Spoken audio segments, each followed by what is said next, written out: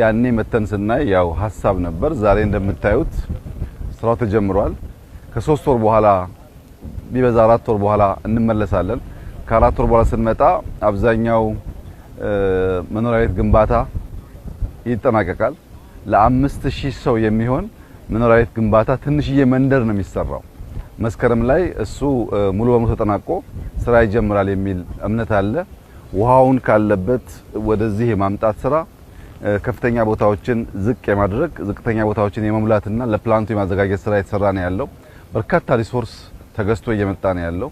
እና ባጠረ ጊዜ ውስጥ የማዳበሪያ ፋብሪካውን አጠናቀን የኢትዮጵያን አንዱን ቁልፍ ችግር እንፈታለን የሚል እምነት አለ የዛሬ እዚህ ቦታ የኛ መገኘት ዋናው ምክንያት ይህ ፕሮጀክት በቅርበት የምንከታተለው የምናየው የምንመራው ችግሮች ካሉ እየቀረፍን ባልነው ጊዜ ከተቻለም አፍጥነን ለመጨረስ ያለንን ኮሚትመንት የሚያሳይ ነው